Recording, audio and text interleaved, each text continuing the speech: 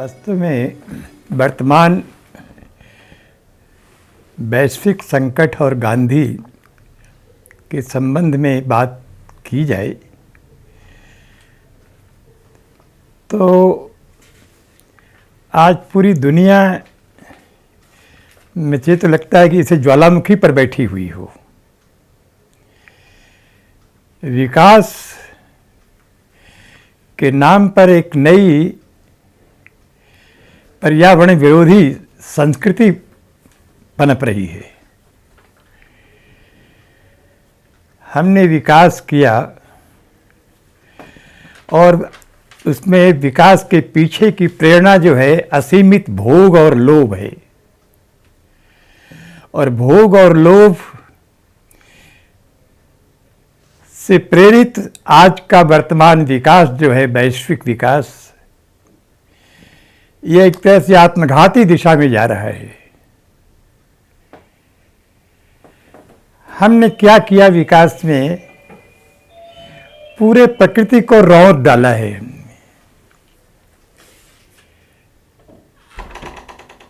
विकास के नाम पर हमने जंगलों को काट डाला, पहाड़ों को खोद डाला, नदियों को गटर बना दिया, ओजोन लेयर में छेद हो गए हैं, तेजाबी वर्षा कहीं कहीं सुनाई पड़ती है, ग्लेशियर पिघल रहे हैं, धरती की सतह जो है वो गर्म हो रही है, कार्बन डाइऑक्साइड बढ़ता जा रहा है, वैज्ञानिक परेशान हैं। रियो डी जेनेरियो से जो है पहला सम्मेलन हुआ था, इसका नाम रखा गया था पृथ्वी बचाओ सम्मेलन। तो पृथ्वी बचाने का सवाल है, यानी दुनिया को बचाने का सवाल है, इस विकास से बचाने का सवाल है। ये विकास आज का जो है विनाश की दिशा में है। जैसा मैंने आपसे कहा कि हमने पूरी प्रकृति को रौंद डाला है, और अब जो है पर्यावरणविद कहने लगे हैं कि यदि कार्बन डाइऑक्साइड जो है 2 से आगे बढ़ा तो दुनिया की समाप्ति संभव है। ऐसी स्थिति में तरह तरह से जो है केवल ये पर्यावरण ही नहीं, सारी जो है बीमारियों को हम देख रहे हैं कि तरह तरह की बीमारियां, ये swine flu, bird flu, Ebola, corona में भी कई शाखाएं दिख रही हैं। तो ये तो आए दिन जो है बाढ़ है, तूफान है, अतिवृष्टि, अनावृष्टि, सारी क्लाइमेट चेंज जो है सब बदल दिया है सारी अब परिवेश को। ये लग रहा है कि जैसे हम संकट में, मृत्यु के मुंह में दुनिया जा रही है। जैसा मैंने कहा कि ज्वालामुखी पर बैठी हुई है। गांधी ने, और गांधी नहीं दुनिया के जो मानववादी दार्शनिक थे, रूसो है, थोरो है, टॉलस्टॉय है, रस्किन है, कृपैटकिन है, इन सारे लोगों ने जो है ये बात कही कि भाई विज्ञान आ गया, तकनीक हाथ लग गया, और पूंजीवाद को जैसे पंख लग गए हों। बड़े कल कारखाने शुरू हुए, बड़े कल कारखाने के लिए कच्चा माल चाहिए, कच्चा माल से सामान बन गया तो उसके लिए बाजार चाहिए, तो बाजार के लिए उपनिवेशवाद शुरू हो गया उसमें से। तो ये सारे मानववादी दार्शनिकों ने, और गांधी इन्हीं श्रेणी में है, गांधी को ये लगा कि भाई ये तो बिल्कुल विनाश की दिशा है, और उन्होंने 1909 में एक छोटी सी किताब लिखी जिसमें नाम उन्होंने हिंद स्वराज्य रखा, और ये संकट की संभावना क्या हो सकती है और इससे निकलने का उपाय क्या हो सकता है, गांधी ने दोनों बातें उसमें कही। एक प्रति उन्होंने भेज दिया था टॉलस्टॉय को, तो टॉलस्टॉय ने जवाब दिया कि बापू ये गांधी जी किताब तो आपकी बहुत अच्छी है, लेकिन हिंद स्वराज्य नाम आपने क्यों दिया? ये तो विश्व के लिए है। जवाब क्या दिया गांधी ने मुझे नहीं मालूम, लेकिन मुझे लगता है जिस गांधी ने यह कहा कि मेरा जीवन ही मेरा संदेश है, वो केवल किताब में लिखकर संतोष कैसे कर सकते थे और बिना प्रयोग के दुनिया में कह भी क्या सकते थे। तो उनके लिए अंग्रेजों का जाना हिंद स्वराज में लिखी हुई बातों के अनुसार एक नई समाज रचना का अवसर प्राप्त करना था। चूंकि कोई नया प्रयोग करना हो तो देश आजाद तो चाहिए, तभी तो प्रयोग हो सकता है। दुर्भाग्य से यही बात गांधी की उनके साथियों के समझ में नहीं आई और उन्होंने अंग्रेजों का जाना सत्ता हाथ में लेने का अवसर बना लिया उसको। गांधी को प्रयोग करने का मौका नहीं मिला। जिस तरह से गांधी की हत्या की गई तो केवल गांधी की शरीर का अंत नहीं हुआ, पूरी दुनिया में जो संकट खड़ा है इससे निकलने की जो बात गांधी ने हिंद स्वराज में कही थी और उसके प्रयोग के जब समय आया तो गांधी ही नहीं रह गए। एक बहुत बड़ी संभावना खत्म हो गई दुनिया के भविष्य की। मित्रों, भारत की संस्कृति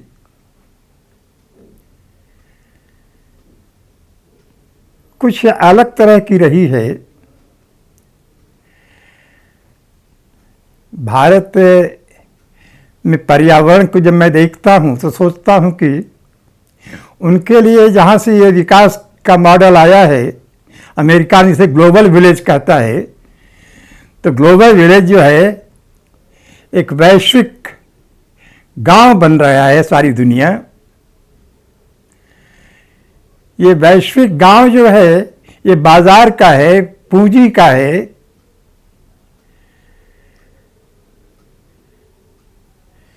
इस वैश्विक दुनिया में भारत में भी उद्घोष हुआ था वसुधैव कुटुंबकम का। भारत के वसुधैव कुटुंबकम के और अमेरिका के ग्लोबल विलेज में जमीन आसमान का फर्क है। उनका ग्लोबल विलेज जो है लूट और शोषण का है, जैसा मैंने कहा कि पूंजीवाद का है, कल कारखाने का है, बाजार का है। और भारत का वसुधैव कुटुंबकम पारिवारिकता का था, आत्मीयता का था, विश्वास का था, सहयोग का था। पारिवारिक मूल्यों के ध्यान में रख करके वसुधैव कुटुंबकम की घोषणा हमारे ऋषियों ने की होगी जो है। अब आज तो मैं कह रहा था आपसे कि पर्यावरण जो आज एक दुनिया में जो है संकट खड़ा हुआ है पर्यावरण का, हमारे यहाँ तो पर्यावरण जो है हमारे जीवन में डाल दिया गया था, जीवन के साथ जोड़ दिया गया था। हम तो पर्यावरण की गोद में बैठे हुए थे। पर्यावरण पश्चिम का जो सोच है, पश्चिम का जो मॉडल है विकास का, वो तो पर्यावरण के विनाश पर है और हमारा पर्यावरण के साथ सहजीवन था। मैं सोचता हूं कि हमारी जन्म देने वाली माँ तो थी ही, यहां 5 माताएं थी। धरती भी हमारी माँ, हम धरती माता कहते हैं। गाय भी हमारी माँ, हम गौ माता कहते हैं। गंगा नदी और नर्मदा नदी भी हमारी माँ, हम गंगा को माँ मानते हैं। तुलसी का पौधा भी हमारी माँ। यहाँ नीम की पूजा होती है। गांव का कोई आदमी नहा धोकर बड़े श्रद्धा भाव से एक लोटा जल जो है नीम के पेड़ और पीपल के पेड़ पर डालता है। वो नहीं जानता कार्बन डाइऑक्साइड क्या है और ऑक्सीजन क्या है, लेकिन वो हमारे श्रद्धा का विषय बन गया, आस्था का विषय बन गया। यहाँ पहाड़ की पूजा होती है, वृक्ष की पूजा होती है, नदी की पूजा होती है, तुलसी की पूजा होती है। तुलसी भी हमारी माँ है।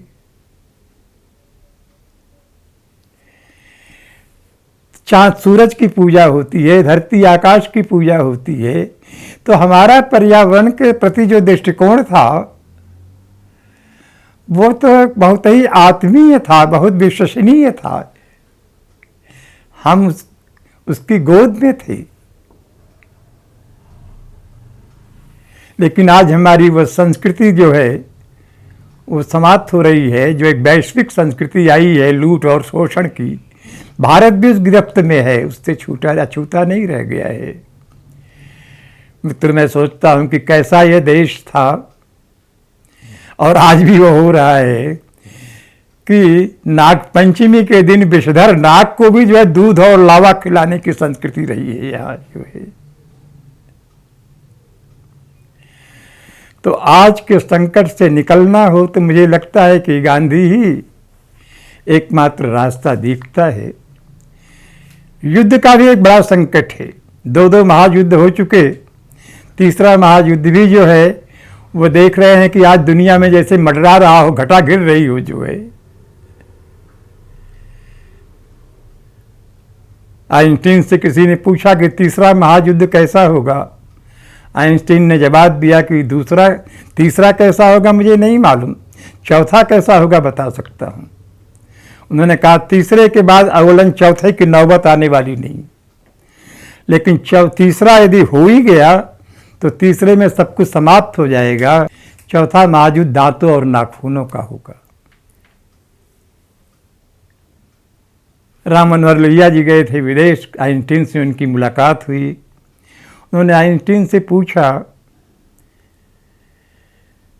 कि सदी की दो देने हैं, एक आपका एटम बम, दूसरा गांधी की अहिंसा,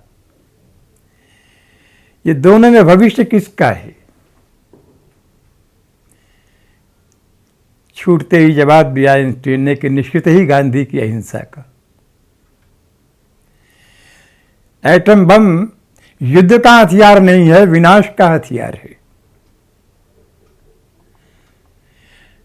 ये नागासाकी और हिरोशिमा वाला बम नहीं है, 1000 गुना मारक शक्ति उसमें आ गई है। और इस देश में विज्ञान का उपयोग जितना लोगों को जिलाने में नहीं हो रहा है उतना मारने में हो रहा है। अधिक से अधिक मारक हथियार बनाने का प्रयोग आज भी चल रहा है जो है। ऐसी स्थिति में दुनिया को कैसे बचाया जा सके, पर्यावरण की मार अलग से है। इस तरह के जो है ये हमारा जो शैली है, जीवन शैली है, उसकी एक मार बाजार के मार्फत है। यदि युद्ध मंडरा रहा हो, युद्ध हो तो दुनिया के मिट जाने का सवाल है। ऐसी स्थिति में मुझे लगता है, और दुनिया दूसरी तरफ देखें कि दुनिया बहुत नज़दीक आ गई है, दुनिया पड़ोसी बन गई है। आज हमारे यहाँ उद्घोष हुआ वसुधैव कुटुंबकम का, लेकिन पश्चिम के विज्ञान ने दुनिया को साकार कर दिया है, टाइम एंड स्पेस की दूरी खत्म कर दी है। किसी तेज चलने वाले हवाई जहाज से हम आज सारी दुनिया का सफर कर सकते हैं एक दिन में। तो दुनिया पड़ोसी तो बन गई है, लेकिन पड़ोसी बनना तो बहुत ही खतरनाक है यदि पड़ोसीपन नहीं पैदा हो। शायद आज के दिन के लिए ही ईसा मसीह ने कहा होगा कि अपने पड़ोसी को प्यार करो और अपने जैसा प्यार करो। तो मित्रों, आज ये कई तरह के संकटों से दुनिया घिर गई है। इसमें गांधी की ही बात नहीं है। मैंने कहा कि सारे महापुरुषों के जिन मैंने नाम लिए, सब ने उसी दिशा में सोचा है। विश्व प्रसिद्ध अर्थशास्त्री जो है सुमाकर ने तो किताब ही लिख दी, स्मॉल इज ब्यूटीफुल, लघु ही सुंदर है। तो यही तो गांधी ने कहा था कि बहुत बड़े उत्पादन की इकाइयां न खड़ी हों, छोटी छोटी इकाइयों खड़ी हों, छोटी छोटी इकाइयों में लोगों को काम काज मिले। मशीन चाहिए, लेकिन मशीन वो चाहिए जो हमारे लिए पूरक हो सके, हमको मारक नहीं हो, हमारे काम को समाप्त करने वाली नहीं हो, हमारे काम में जो ड्रजरी है उसको कम करने वाली हो। तो लघु ही सुंदर है आधार पर। आज तो पूरी दुनिया में एक उल्टा पिरामिड खड़ा है। जो नीचे बुनियाद में है वो कमजोर से कमजोर है। जैसे भारत में हमारे गांव हैं, गांव तो उजड़ रहे हैं और शहर सड़ रहा है, क्योंकि सारे लोग गांव छोड़ करके शहर की तरफ आ रहे हैं। इतनी आबादी के लिए शहर बने नहीं थे,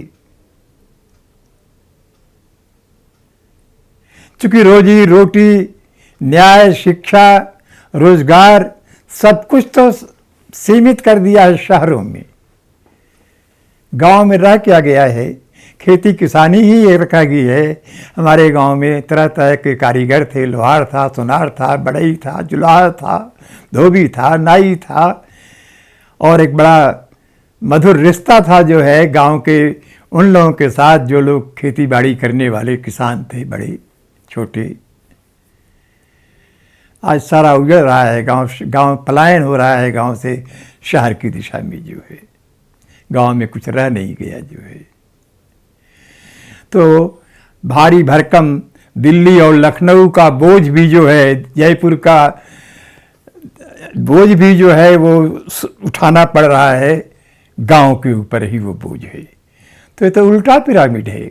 कमज़ोर गांव के ऊपर यदि प्रदेश की राजधानियों और केंद्र की राजधानियों की सारी नेताओं के, सारे मंत्रिमंडल के, पार्लियामेंट के, सारे जो है ब्यूरोक्रेसी का, पुलिस प्रशासन, सबका बोझ तो गांव के ऊपर के टैक्स पर ही निर्भर करता है ना।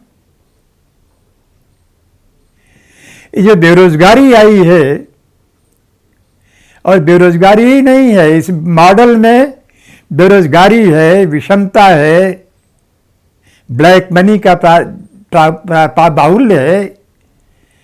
तो ये सब तो इस विकास का मॉडल है, जो है विकास का परिणाम है सारा का सारा जो है ये। इस विकास में रोजगार के लिए जगह नहीं है। इस विकास में तो अमीर अमीर होता जाएगा, गरीब गरीब होता जाएगा।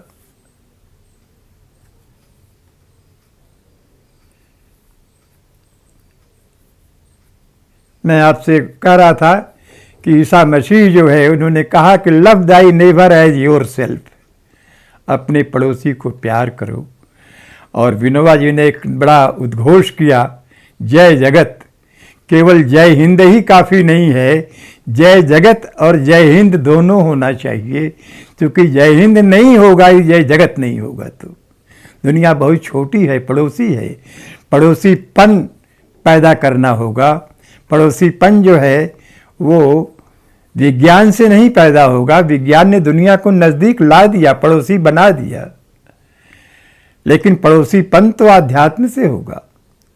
विनोबा जी ने एक बड़ा सूत्र दिया कि विज्ञान और आध्यात्म, इस दोनों का समन्वय होना चाहिए। विज्ञान यदि गति दे रहा है तो आध्यात्म दिशा दे रहा है। हम किसी मोटर का एक्सेलेरेटर, जो गति देने वाला यंत्र है, दबाते हुए चले जाएं और डायरेक्शन बताने वाला स्टीयरिंग फेल हो तो कहाँ ले जाएगी ये मोटर? ये कार तो निश्चित ही खंदक में ले जाएगी, गंतव्य पर तो हरगिज नहीं ले जाएगी। तो आज देखा जाए तो पूरी दुनिया जो है ऐसी गाड़ी में बैठा हुआ है, ऐसे कार में बैठा हुआ है जिसका एक्सीलेटर बहुत बढ़िया काम कर रहा है। एक्सीलेटर दबाए हुए चांद तक पहुंच गया, मंगल तक पहुंच गया, लेकिन डायरेक्शन क्या?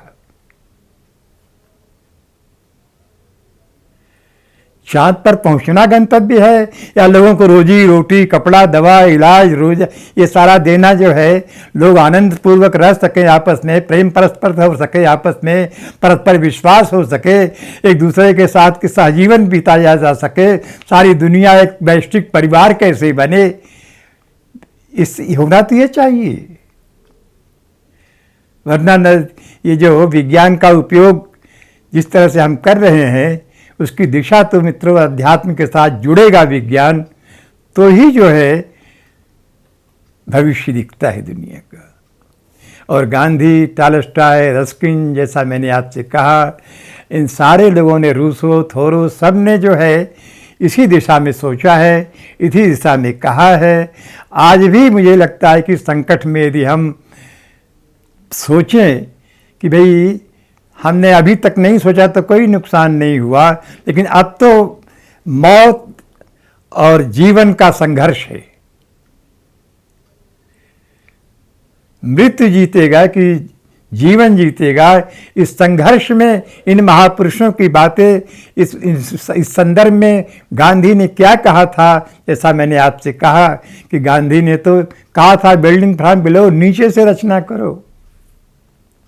गांधी ने कहा था कि इस पर्यावरण में दुनिया भर के लोगों की आवश्यकता पूरी करने की क्षमता है, लेकिन लोभ किसी एक की पूरी नहीं कर सकता। गांधी ने सत्य और अहिंसा की बात कही थी। गांधी ने रचनात्मक कार्यक्रम की बात कही थी। गांधी ने बिल्डिंग फ्रॉम बिलो, नीचे से ऊपर की रचना की बात कही थी।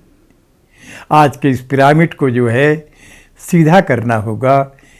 संक्षेप में कहें तो गांधी का सारा विचार है जो कुछ उन्होंने कहा है हिंद स्वराज में और कई जगहों पर, और जैसा मैंने कहा इन सारे महापुरुषों का योगदान है उसमें।